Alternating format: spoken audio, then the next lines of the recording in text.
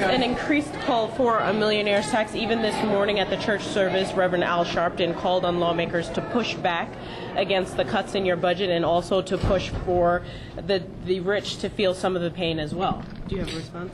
Look, we are in obviously an economic recession. We have a $10 billion deficit that we're trying to close, and you're going to have a lot of opinions on how to close that deficit. Should we raise taxes on some people? Should we cut? If you cut, where do you cut? What do you do about education? What do you do about health care?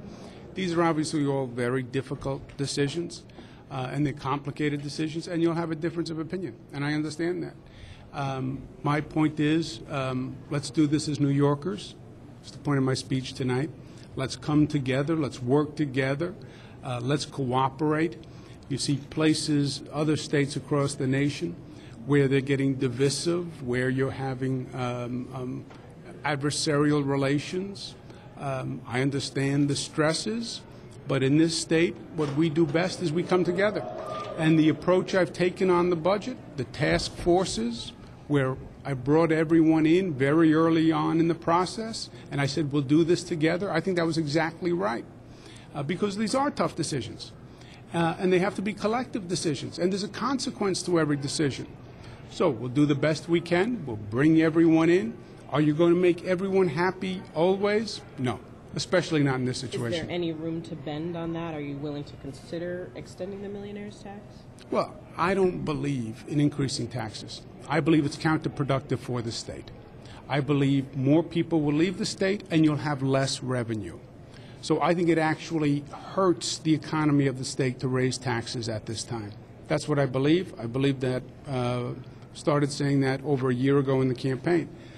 So my belief hasn't changed. Governor, the legislative leaders on the tax cap, on the ethics bill, on redistricting have all kind of said sort of in one voice saying we should wait till after the budget's completed to get these issues done. Do you agree with that, that you should wait till after the budget's completed? You know, I don't agree with a lot of the things that the legislative leaders decide, but they're the legislative leaders. I would like to get everything. I'm a new governor. I'm an impatient governor. I've been on the campaign trail talking to New Yorkers. I know they want action fast, so I've been pushing very hard to get action fast. But more than just fast, I want the right action. You know, Albany hasn't worked well in a long, long, long time. So I want it to work quickly, but I want it to work well, and I want the right answer for the people. An issue like ethics, that's been on how many years? 5 years, 10 years we've been talking about ethics reform.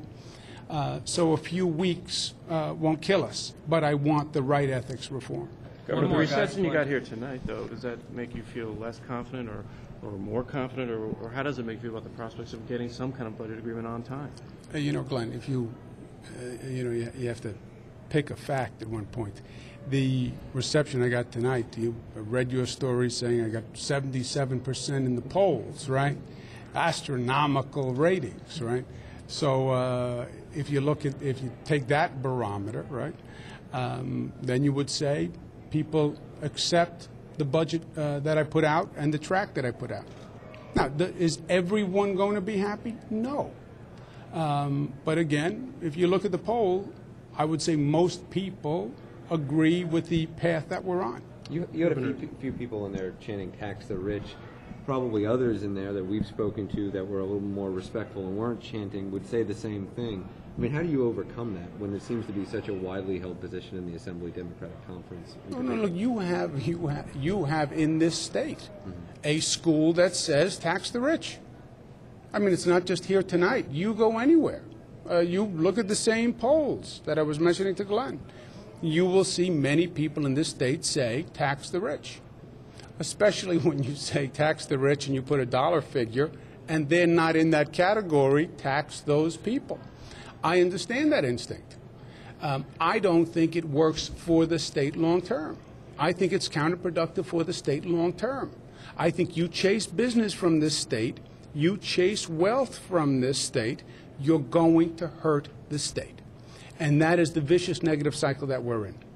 And that's what I'm trying to stop. But I understand the impulse that says, if you can tax the other guy and I don't have to get any cuts, that's my option. tax the other guy. No, but Thanks, guys. related to the tax the rich argument is that these social service cuts you propose to welfare programs, to education, disproportionately hurt minorities. And Senator Ruth Hassel Thompson said that her caucus would be remiss if it passed your budget as is. And I'm wondering, that's 49 votes. How legislatively are you going to overcome that? Well, have you ever seen a legislature pass the governor's budget as is? Have you ever seen that?